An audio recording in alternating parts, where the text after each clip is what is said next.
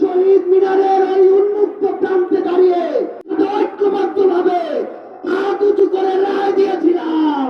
9 মাস পরে 2025 সালের মে মাসের এই 2 তারিখে এই বাইতুল মোকাররমের সামনে বাংলাদেশের ছাত্র জনতা আবার হাত উঁচু করে ঐক্যবদ্ধভাবে রায় দিবে। আমরা সেদিন এক হাত তুলে এক আঙুল তুলে এক কথা ঘোষণা করেছিলাম।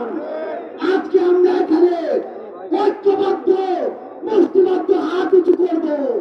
আমরা সবাই মুষ্টিবদ্ধ হাত উঁচু করব। এই আওয়ামী লীগ পিলখানা হত্যাকাণ্ড ঘটিয়েছে কিনা, এই আওয়ামী লীগ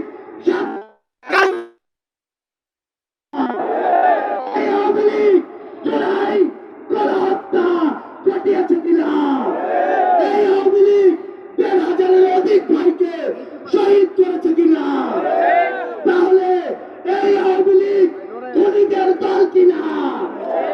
খুনিরা কি এই বাংলাদেশে রাজনীতি করতে পারবে?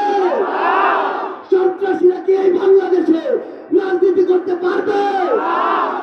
আমরা এই বাংলাদেশে খুনি সন্ত্রাসী আওয়ামী লীগের নিষিদ্ধ চাই কিনা?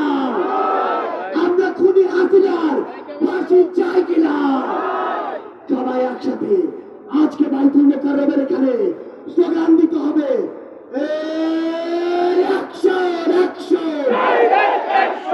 আওয়ামী লীগের বিরুদ্ধে, খুনিদের বিরুদ্ধে, সন্ত্রাসীদের বিরুদ্ধে ফাঁসি ফাঁসি ফাঁসি চাই, খুনি হাসিনার ফাঁসি চাই, ফাঁসি ফাঁসি ফাঁসি চাই, খুনি হাসিনার ফাঁসি চাই। Action action